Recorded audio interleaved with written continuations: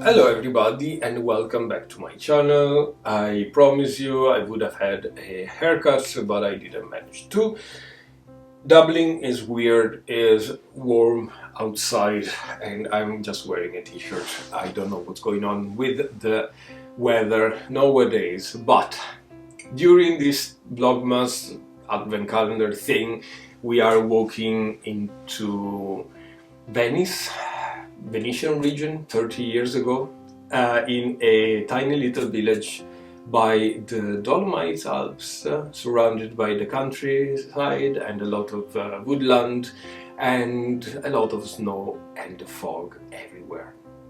We do have our first Christmas candle, and last night was St. Nicholas night. We all went to Mass, got back lovely St. Nicholas bread, enjoyed with the family, and received, of course, a couple of presents from St. Nicholas itself. And he brought me just a little bit of charcoal, because I was a really naughty boy over the year.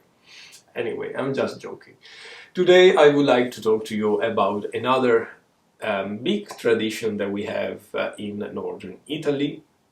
And I really hope the night spent waiting for St. Nicholas help you to get into the feeling of Christmas and the cold breeze outside and the snow and the lights and expectation and building up to Christmas.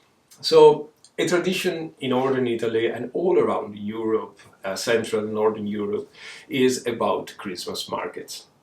And we do have our own in Venice as well. We do have in a town called Jesolo, which is a seaside town by Venice, the longest Christmas market in Europe, which is probably, I don't know, 5 kilometers long, all straight in a big long road, and is absolutely beautiful. But that is quite a recent thing that happened.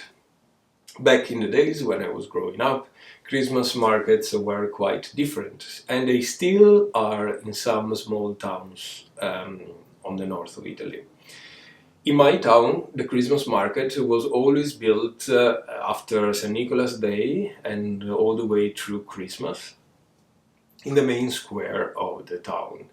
And it wasn't really that much. There were a few carts selling cakes and fried fritters and candied nuts and almonds and stuff like that, pralines, chocolate, licorice. Licorice was a big thing, actually, I remember. And handmade Christmas decoration, woodcraft, sculpture, little knickknacks that you would buy for Christmas, bring home. And the local businesses used to just bring out their own things and sell stuff over Christmas.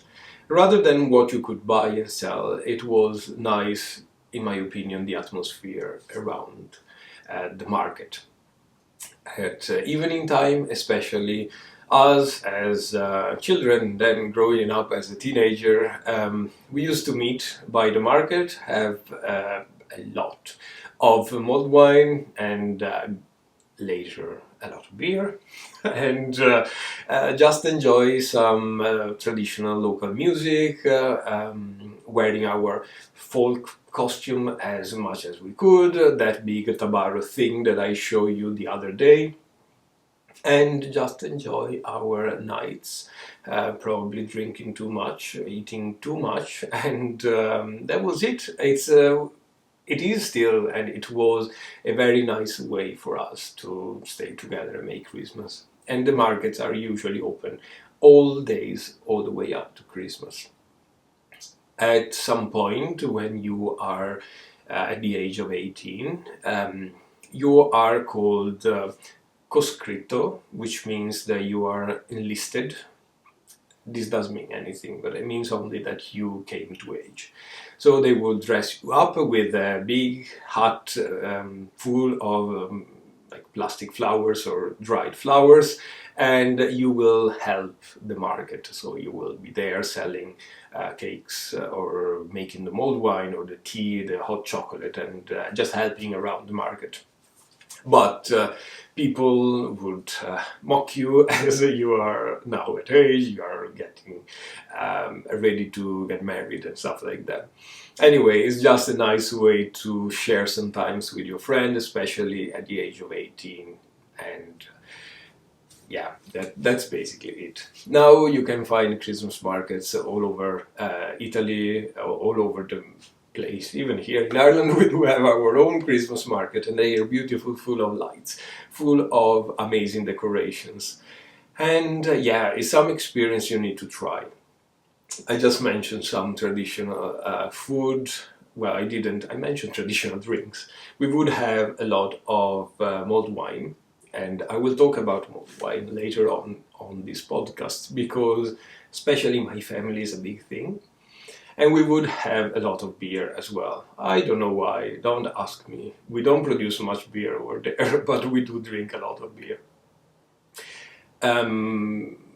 About food, there are a lot of sausages and what is called el panin onto, which means in English the fat sandwich.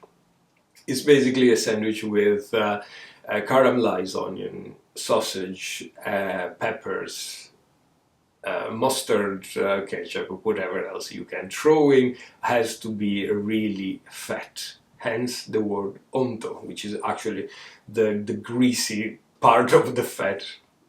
I don't know if it does make any sense.